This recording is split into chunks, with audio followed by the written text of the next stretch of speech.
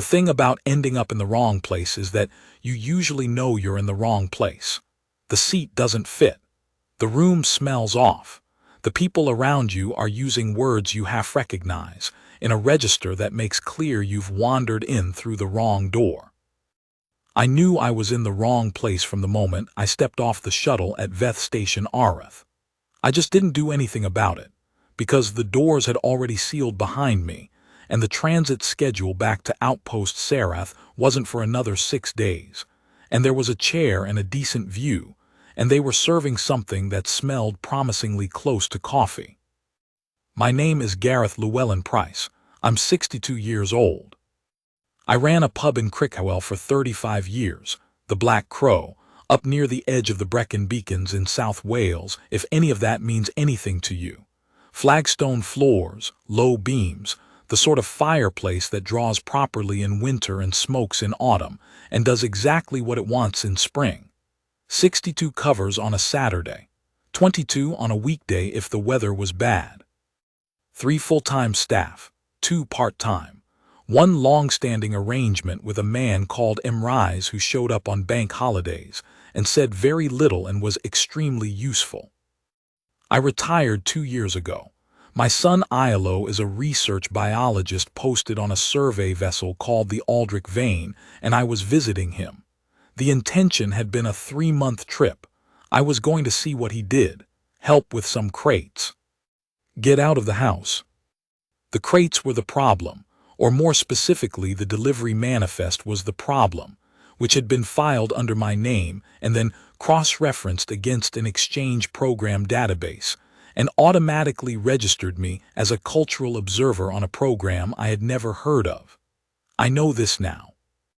At the time, I knew only that a transit authority officer at Outpost Sarath had looked at my paperwork, said something rapid to his colleague, and directed me to a shuttle that was not going where I had expected to go. I had asked whether this was correct. He had said yes.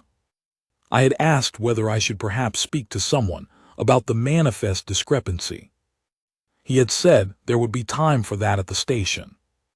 There was not, in practice, time for that at the station, because I arrived 40 minutes before the Sorathi Cultural Exchange Symposium opened its first session, and the registration desk was fully occupied with processing 240 delegates from 11 species. And the woman at the desk, a tall Vithrani with precise movements, and the slightly haggard look of someone who has been awake since before the station's lights came on, processed my paperwork, handed me a badge, and directed me to Tier 5, Observer Gallery, East Annex, before I had finished my opening sentence. My badge said, Llewellyn Price G. Cultural Observer Tier 5, Earth/Sol System Human. I went and found the East Annex. The Sorathi were the hosts of the symposium, which I understood by the time I had been in the room for about 10 minutes.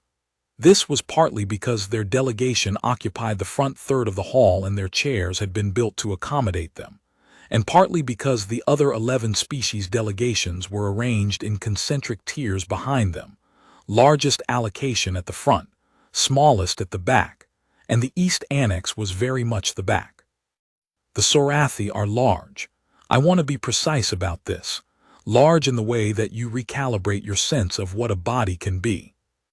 The smallest of the delegation's 3 junior members was perhaps 3.5 meters tall and broad in proportion, and they moved with the unhurried weight of something that has never in its evolutionary history needed to hurry.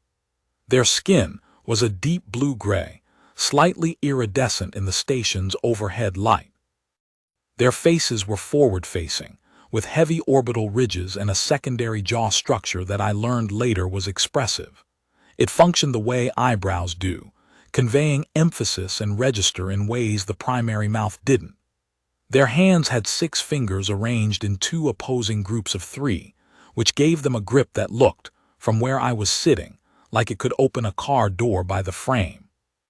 The senior members of the delegation, 3 of them, seated at a raised table, were taller still.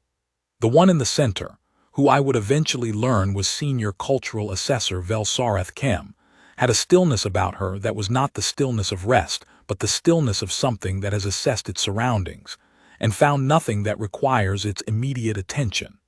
She surveyed the room at the opening of the first session with the calm, methodical attention of someone checking inventory. There was nothing rushed in the way she looked at things. She moved from one section of the room to the next as though each section deserved the same deliberate notice and then had received it. Her gaze passed over the East Annex. It did not, to be fair, linger. I was in the East Annex with 9 other Tier 5 observers. 2 Rithali supply specialists, 4 arms, copper-toned, quiet, a pair of Vethori maintenance liaisons who had brought their own food, and were eating it with the systematic efficiency of people completing a necessary task. 3 observers from a species I didn't recognize whose badges I couldn't read, and 1 very young Solhari cadet in a full orientation harness who appeared to be attending his first off-species event, and was handling it by sitting very still and not making eye contact with anyone. I sat next to the young Solhari because he looked like he could use the company.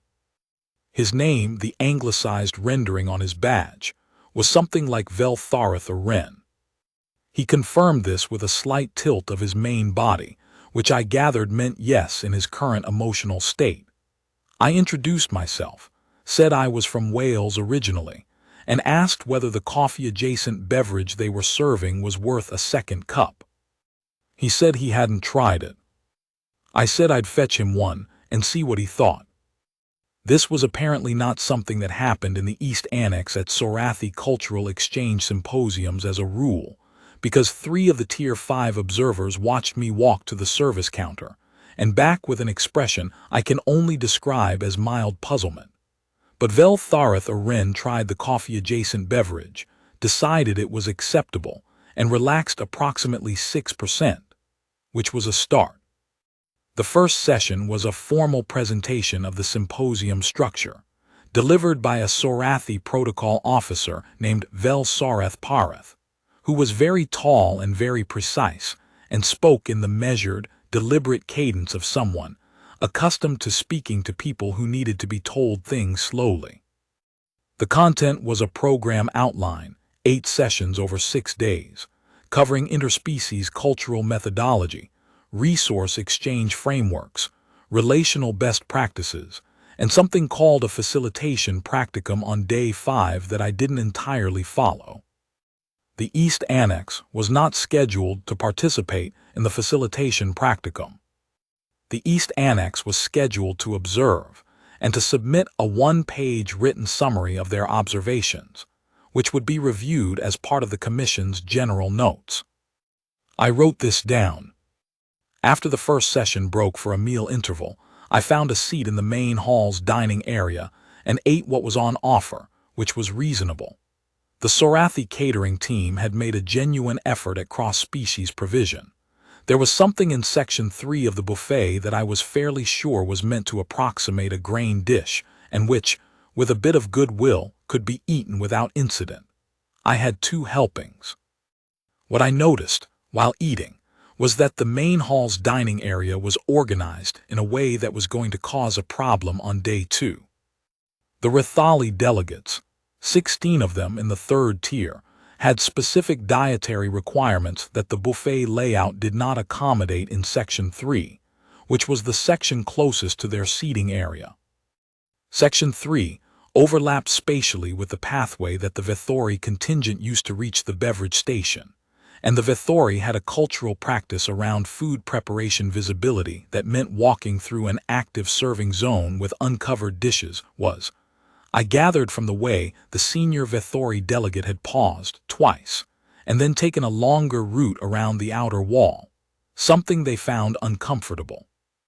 The thing about running a pub for 35 years is that you learn to see this before it becomes a scene. You learn to read a room the way some people read a book, not quickly, but completely, page by page, and you remember what you've read.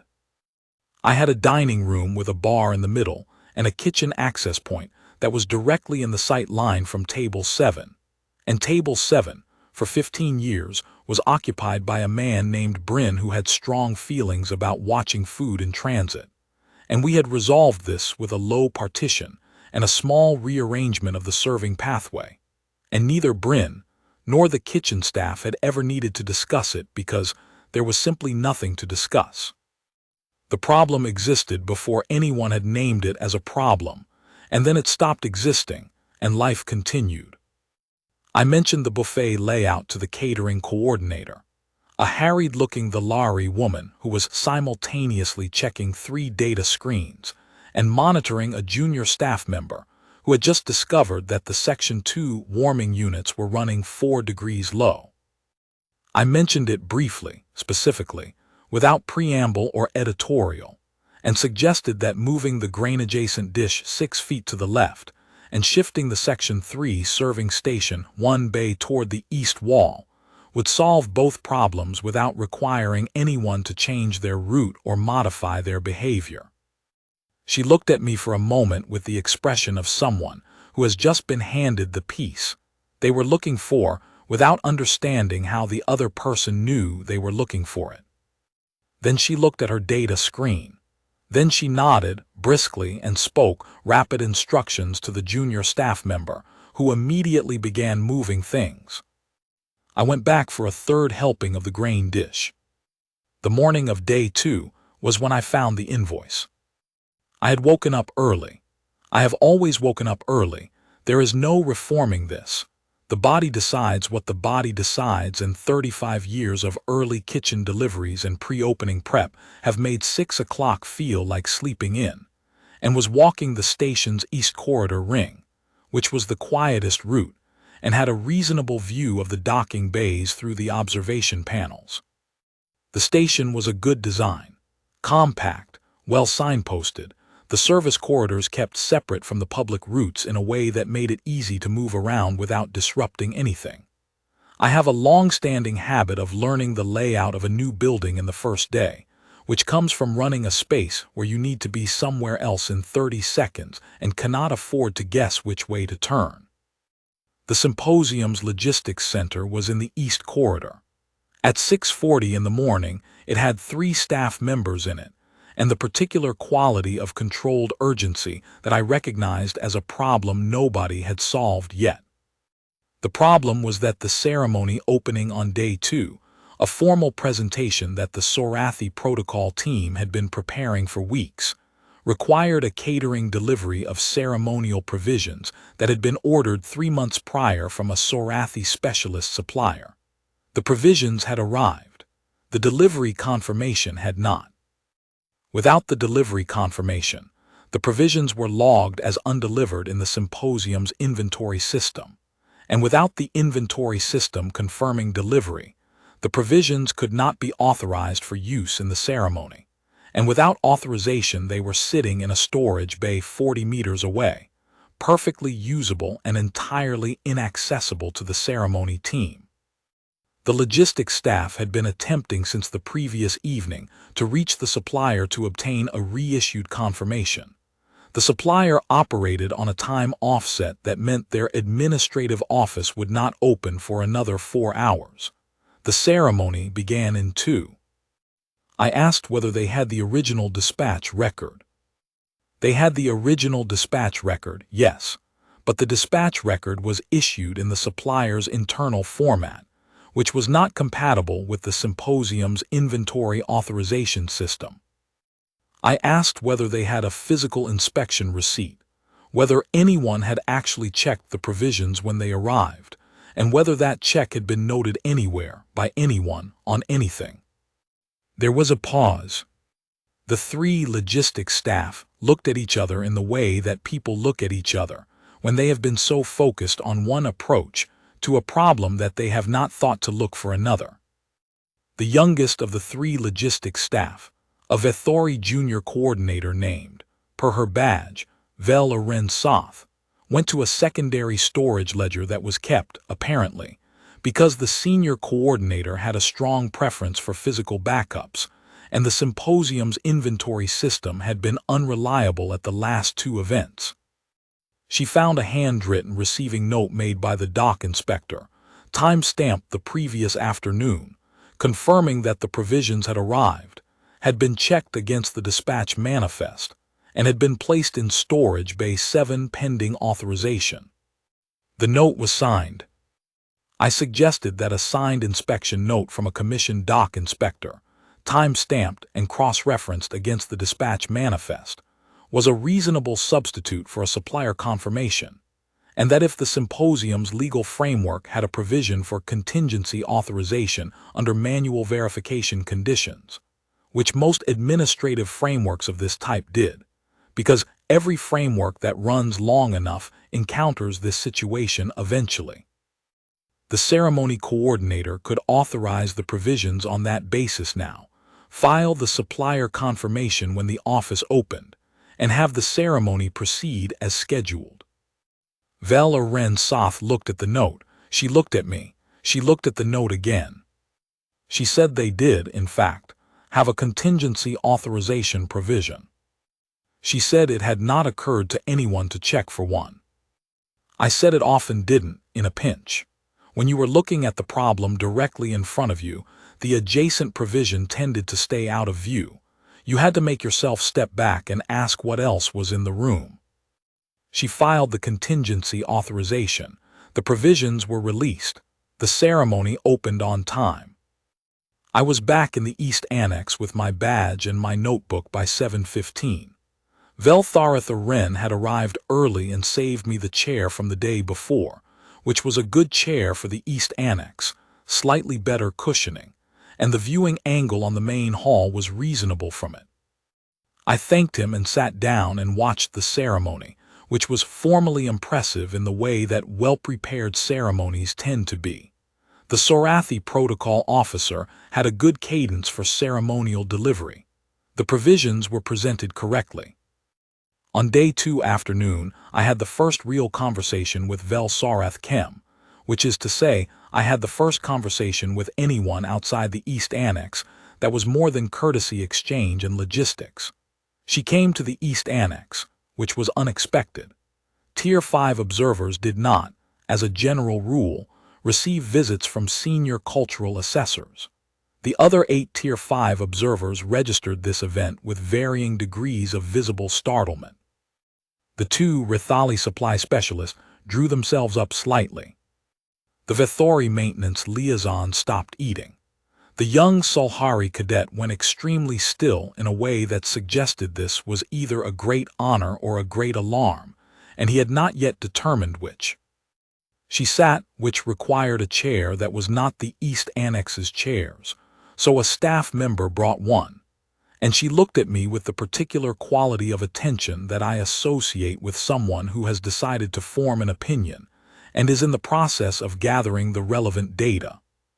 She said she understood I had assisted with the morning's catering authorization. I said I'd just been up early and noticed the logistics room had the lights on. She said she had reviewed my delegate file. I said there probably wasn't much in my delegate file, given that I had been filed as a cultural observer on a program I hadn't applied for, and that the manifest discrepancy at the root of this was something I was still hoping to clear up with transit authority, ideally before day 6. I explained the situation with the crates and the manifest briefly, without making it dramatic, because it wasn't. She took this in without visible reaction. She said there was, indeed, very little in my delegate file. Then she said that my occupation was listed as hospitality management. I said that was one way to put it. I said I'd run a pub. She was quiet for a moment. The secondary jaw structure moved, a slow, deliberate shift that I was beginning to read as the Sorathi equivalent of a slight frown, not hostile, more the expression of someone rearranging a conclusion. She looked at me in the way that a person looks at something that does not fit the category they had placed it in, and is now considering which other category might apply. She asked me to explain what a pub was. I explained what a pub was. I explained it from the operational end rather than the cultural surface, the physical space, the staff complement, the throughput, the specific challenge of a venue that was simultaneously a food service operation, a social meeting point, a licensed establishment subject to regulatory requirements, and a building that needed maintenance, and doing all of these things simultaneously with a staff of 5 at peak hours and a budget that did not permit inefficiency. She asked several questions. They were good questions, specific, structural, interested in the operational mechanics rather than the cultural surface. She asked about capacity and throughput. She asked about conflict management. She asked how I handled a situation where two groups of patrons with incompatible behavioral expectations occupied the same space simultaneously. And I told her about the time the Pontypool Rugby Club and a hen party from Cardiff had both booked the same Saturday and what I had done about it, which involved seating, timing, 2 staff adjustments, a minor menu change, and a conversation with each group's organizer that neither party knew had taken place. She asked how long it had taken. I said about 45 minutes before anyone arrived, and then it had taken care of itself.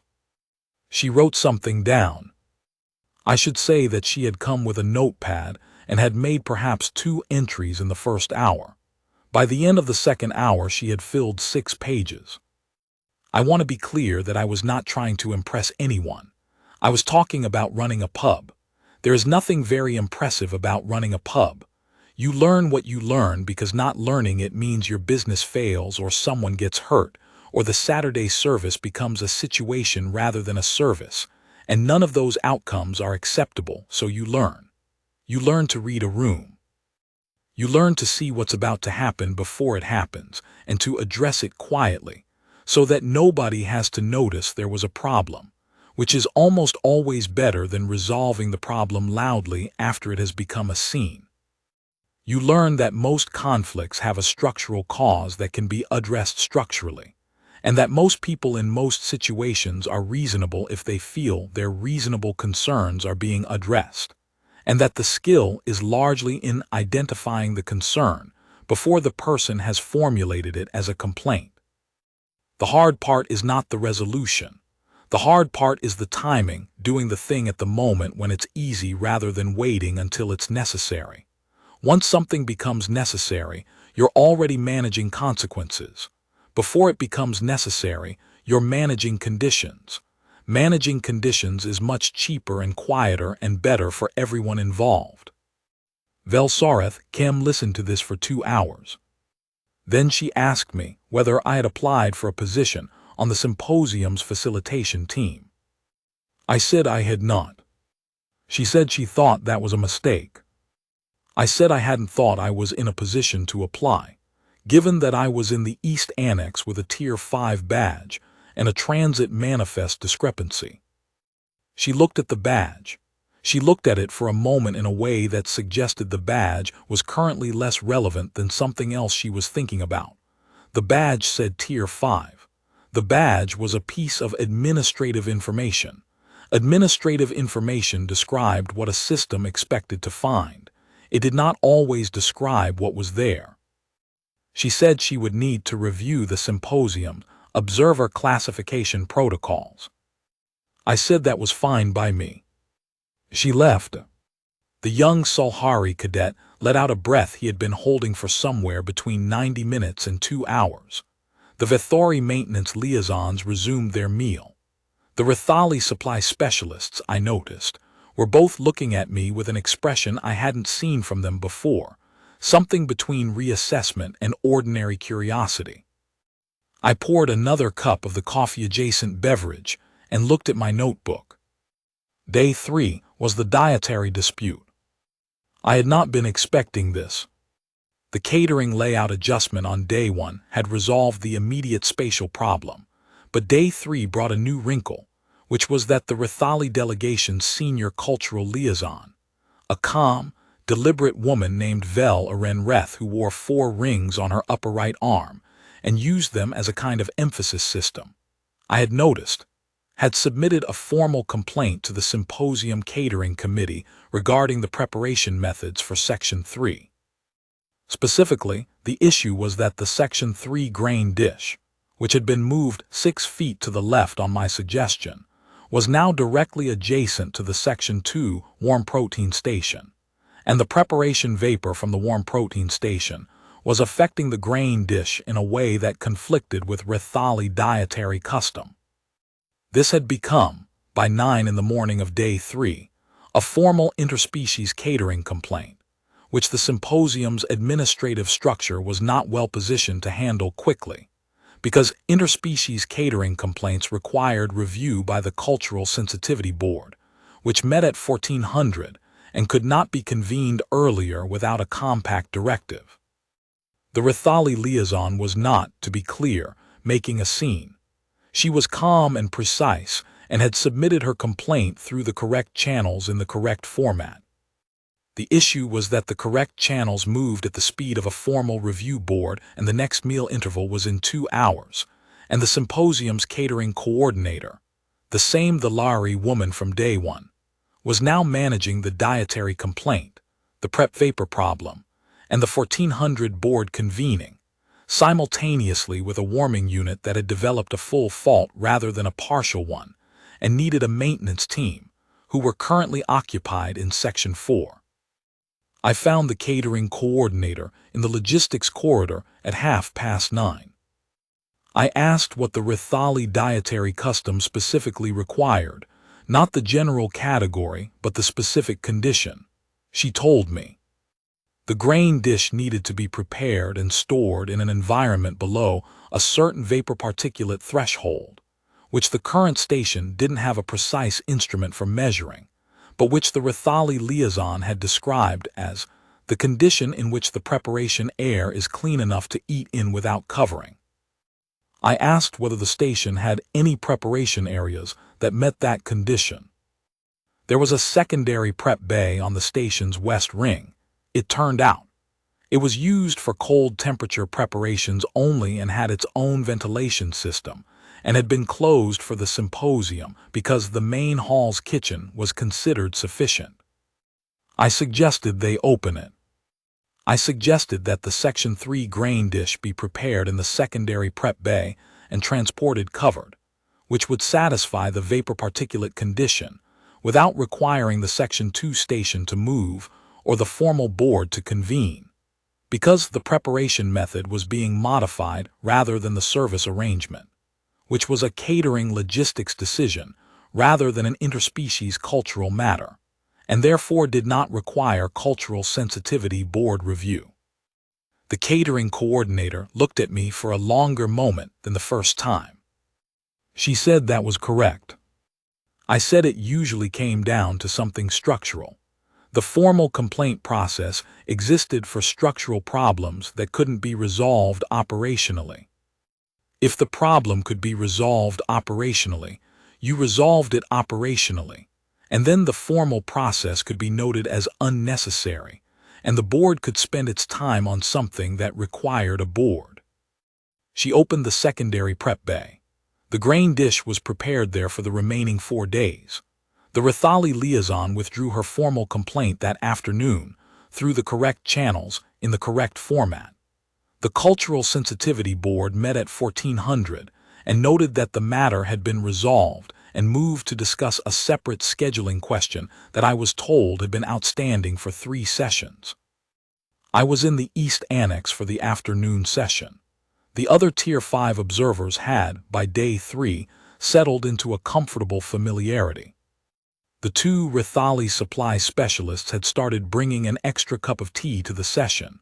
They had found a preparation method that worked for human tea, which I had not requested and was grateful for. The Vethori maintenance liaisons had shifted their chairs slightly toward mine. Vel Thareth or Ren had stopped sitting quite so still. The facilitation practicum on day 5 was for Tier 1 and Tier 2 delegates only, and I had no expectation of attending. On day 4, Vel Sorath Kim came back. This time she had 2 colleagues, both senior Sorathi, one in what appeared to be administrative dress rather than the formal delegation wear, and one whose badge I could not read at the distance, but whose bearing suggested this was not their first symposium evaluation visit. The East Annex had, by day 4, begun to feel mildly expectant in the way that a pub begins to feel the moment before a regular arrives who everyone has decided they like. The two Rithali supply specialists sat up slightly. Velthareth Aren smoothed his harness in what I recognized as a settling motion. I offered them the better chairs from the front row. The East Annex chairs were not built for Sorathi, but they managed. Velsareth Kem introduced her colleagues. The administrative one was a Cultural Exchange Commission review officer named Velsareth Oreth Kem. A different Kem, she clarified, no relation. The other was a facilitation standards evaluator named Vel Soth Karen, who had a very still quality that reminded me of senior staff who have been doing their job long enough that they don't need to perform competence. He carried a notepad and a small device that I gathered was a secondary recording instrument. He used both. They wanted to talk about the catering situations. I said that was fine, although I'd note that neither had been especially dramatic from where I was sitting. Velsareth Kem said that was, in fact, part of what they wanted to discuss. We talked for 3 hours. The catering situations came up in the first 40 minutes, after which they were mostly interested in method, not what I had done but how I had seen it. How I had identified the buffet layout problem from the observer gallery. How I had known to look for a contingency authorization provision. How I had found the secondary prep bay. How I had assessed the Rithali liaison's formal complaint as operationally resolvable rather than requiring board review. I said the buffet layout was visible from where I was sitting, because I had been watching how people moved through the dining area since the first meal interval, and the Vethori delegates' route change on day 1 had told me everything I needed to know about what was going to happen on day 2. I said I'd looked for the contingency authorization because every administrative system I had ever dealt with had one, and if you looked for it, you could usually find it.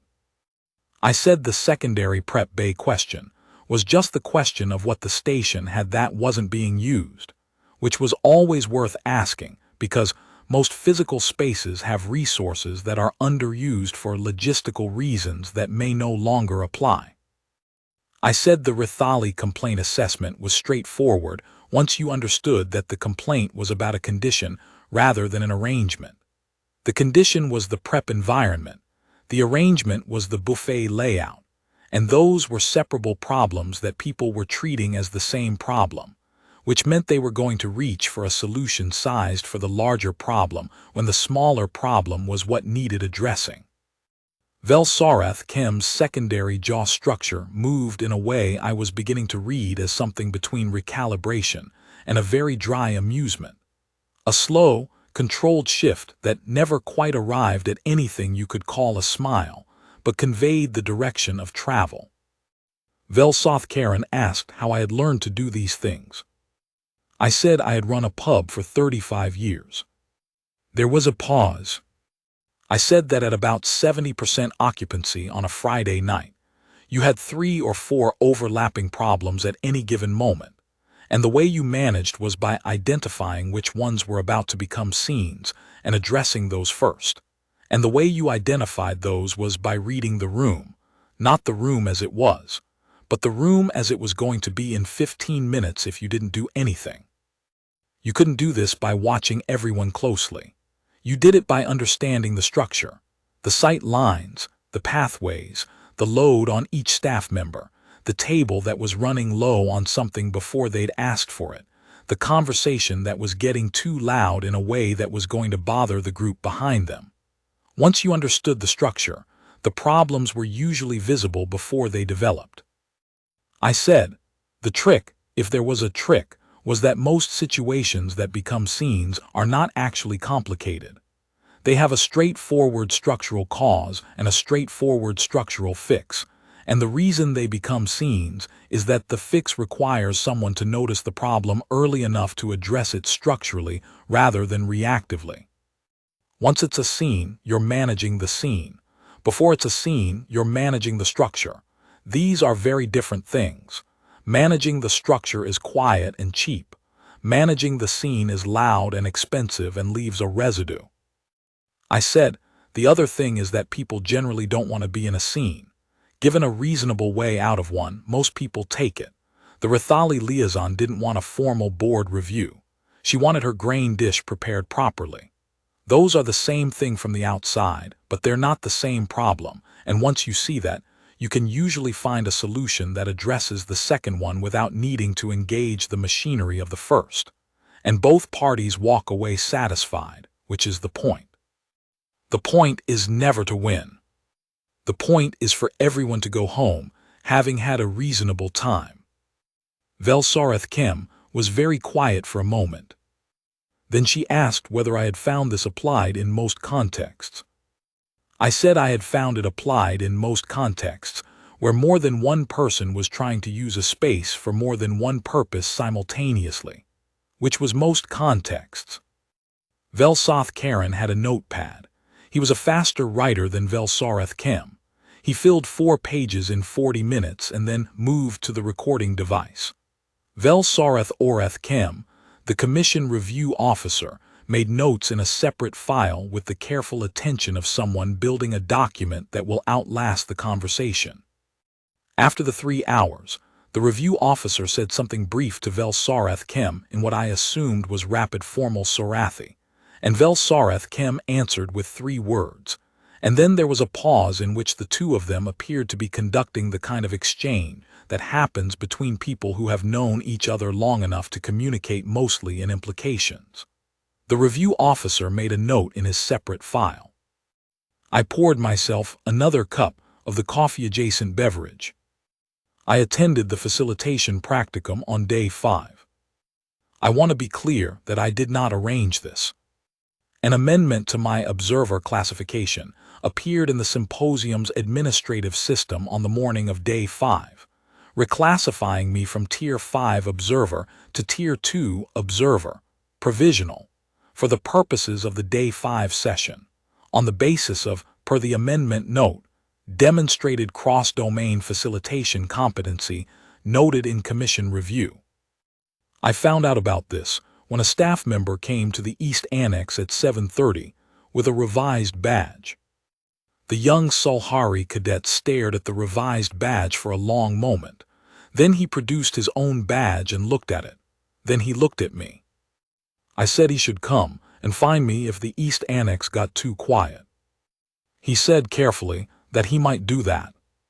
The facilitation practicum was a structured exercise in which groups of 6 delegates from different species were presented with a series of interspecies coordination scenarios and asked to develop response frameworks.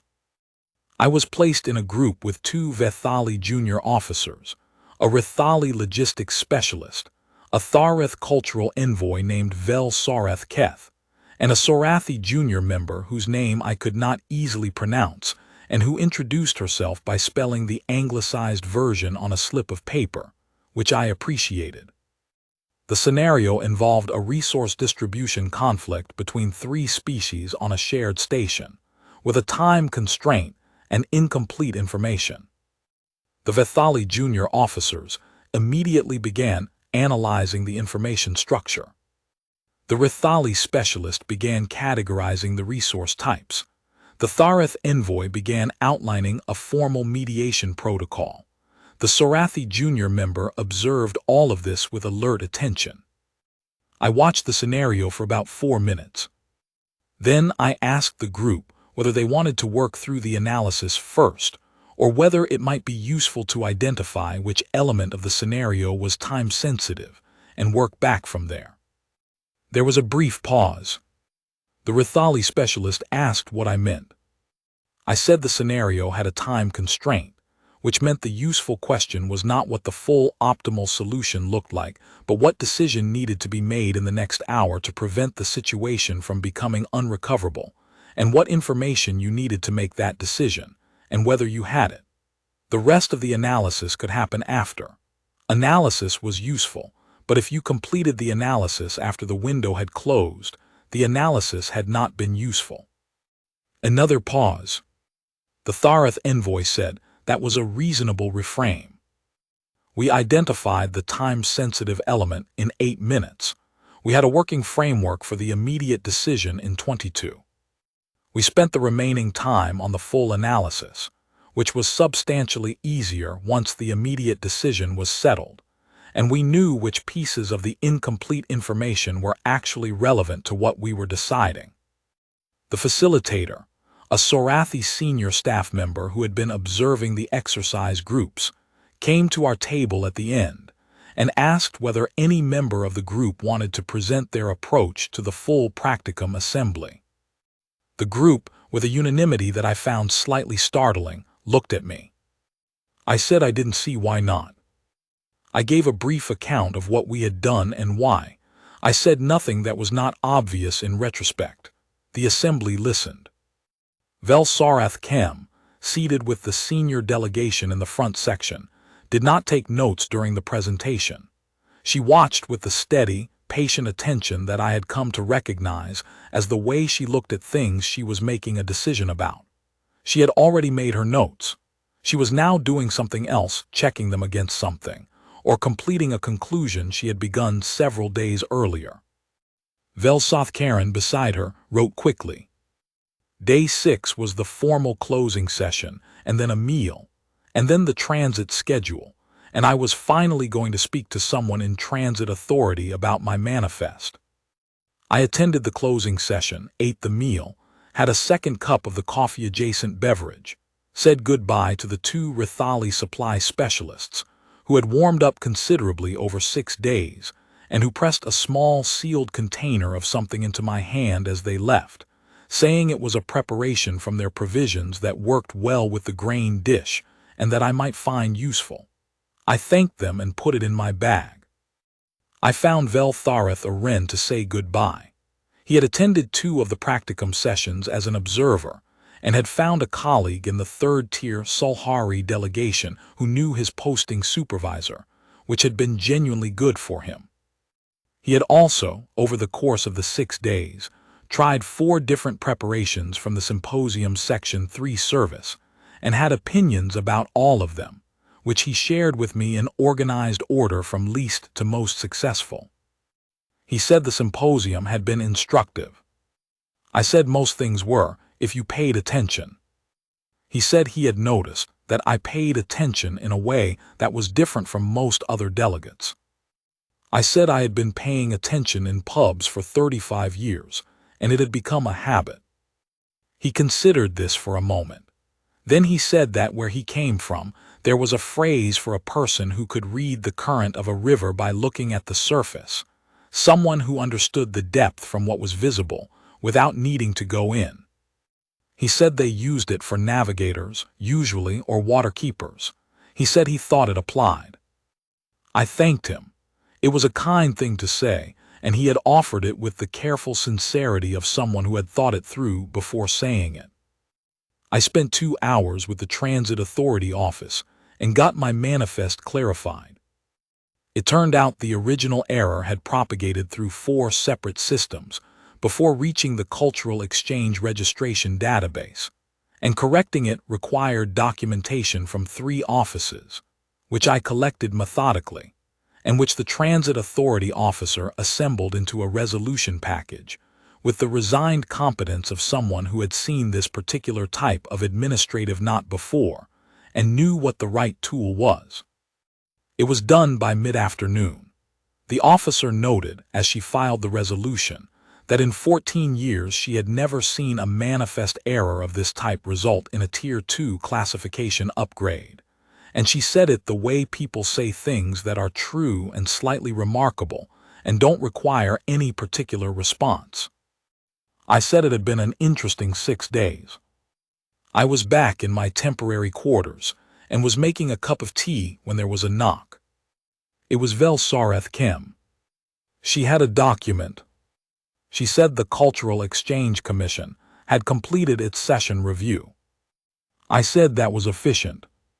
She said the review had included an assessment of observer contributions to symposium operations, which was standard, and that this assessment had generated some non-standard recommendations. She put the document on the table. It was 41 pages. I looked at the top sheet, which was a summary. The summary noted that the symposium had operated with unusually low facilitation friction, that 3 specific operational issues had been resolved prior to escalation by informal intervention, that the Facilitation Practicum Group 4 had produced the most operationally applicable response framework in the practicum's 14-year history, and that one observer's contribution across all 3 areas had been assessed by the Commission Review Team as representing cross-domain operational competency at a level inconsistent with the Tier 5 classification. The Commission's formal recommendation was that the Cultural Observer slot previously designated as Tier 5, Earth/Human, be reclassified to Tier 1 Operational Specialist, Cross-Domain, Facilitation category. Below the summary, Velsoth Karen had appended a personal note, 7 lines, which I gathered from context was unusually long for a personal note from a facilitation standards evaluator, and which noted specifically that the methodology articulated during the Practicum Group 4 presentation represents a coherent and transferable operational framework that the Commission believes warrants documentation as a standalone facilitation resource. Below that was a second addendum, which was Sorathi Compact's. It said, "The Commission requests, and I separately recommend, that the Tier 1 specialist designated above be invited to return for the Year 17 session of the Sorathi Cultural Exchange Symposium in an operational facilitation capacity, with remuneration and accommodation at Tier 1 standard. The specialist's presence in this session was registered under an administrative error that the Commission considers, in retrospect, fortunate." I read the summary page. I turned to page 2, which was the full Commission Review Preamble. I read 2 pages of the preamble. I set the document down. There was toast. I had made toast before Sorathi Compact's arrived. I ate the toast. Sorathi Compact's watched me eat the toast with an expression I had learned to read, by then, as the Sorathi equivalent of someone making a note about something, storing the information, filing it, deciding what to do with it later. I said the document was thorough. She said the Commission took its review process seriously. I said I'd noticed. I said I was flattered by the Tier 1 reclassification, though I'd note that I had been trying to get my Tier 5 designation clarified as an error since day 1, so it was something of an irony that they were now formally upgrading it.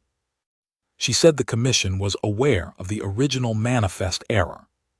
She said the Commission had reviewed the error and determined that, under the symposium's administrative framework, the original registration was valid from the point of processing, regardless of the circumstances that generated it, and that therefore my participation had been fully authorized throughout.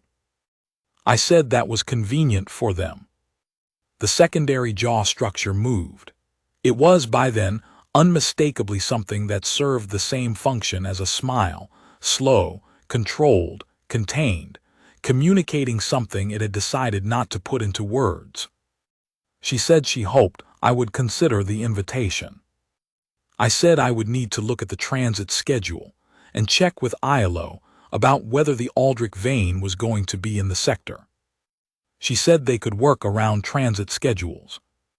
I said I'd let her know. She left. I finished the toast. I had picked up the document again and was on page 4 of the preamble when I remembered something. Something the Valari catering coordinator had mentioned on day 2, in passing, while we were discussing the secondary prep bay. She had mentioned that the Sorathi Compact had circulated, before the symposium, a formal position paper to the Commission recommending that human cultural observer allocation be reduced from 3 slots to 1, on the basis that Earth's cultural development trajectory did not yet produce meaningful contributions to interspecies exchange at the required tier. 3 slots to 1. And I had not been one of the 3. I had been a manifest error. I sat with that for a moment. I thought about the Rithali supply specialists and their sealed container of provisions. I thought about Veltharith Aren and the river current phrase. I thought about Vel Soth Karen's notepad, filling up page by page. I thought about the facilitation practicum group 4 and the 8 minutes it had taken to find the time-sensitive element, and the 22 minutes after that, and the way the Thareth envoy had said that was a reasonable reframe with the tone of someone who was going to be thinking about it later. Then I went back to page 4. The preamble was thorough, as promised. The commission wrote like a body that had been reviewing symposiums for a very long time and had learned that precision was its own form of courtesy. The analysis of Group 4's practicum performance ran to 9 pages. Vel Soth Karen had apparently transcribed the methodology section of my presentation verbatim, and it took up Appendix C. I read Appendix C. It was, I'll admit, a bit odd to read your own words about running a pub set out in a formal commission appendix, in the careful and slightly formal register of interspecies facilitation documentation. The point about the structure of conflict, that most situations which become scenes have a structural cause and a structural fix, and that the skill is in seeing the structure early enough, had been rendered in precise analytical language, and flagged as a potential contribution to the Commission's facilitation methodology guidelines. It was a good point, it was true. It was also something I had figured out in the first 5 years of running a pub, by accident, because I had made the mistake of reacting to scenes rather than structures for the first couple of years, and it had been expensive and exhausting, and I had eventually worked out that there was a better way. Emrise had told me once on a quiet Tuesday afternoon before the evening service that the thing I had that not everyone had was that I saw what a room was going to be before it was there yet. He had said this with the characteristic economy of a man who used words the way he used movements, sparingly, because they cost something and you shouldn't waste them. I had said I thought most people could do it if they paid attention. He had said most people didn't. He had had a point. I closed the document. I washed up the tea things. I packed my bag, found the transport bay, and waited for the shuttle back to Outpost Sarath, where I was going to meet Iolo and help him with the remaining crates, which was what I had actually come to do, and what I was still going to do, because the crates were still there and Iolo still needed them. The shuttle was on time. The seat was reasonable. Out the observation panel, the station's ring was bright against the dark, and I watched it until the transit took us far enough that it was just a point of light, and then not even that. I had told Vel Sorath Kem I would let her know about the Year 17 invitation. I probably would say yes if the schedule worked out. The coffee-adjacent beverage had been better than expected, and the commission had been rigorous, and the young Sulhari cadet had needed someone to sit next to on the first day. Besides, there was a facilitation practicum in Year 17, and from what I could tell it could use some work on the structure. Most things could.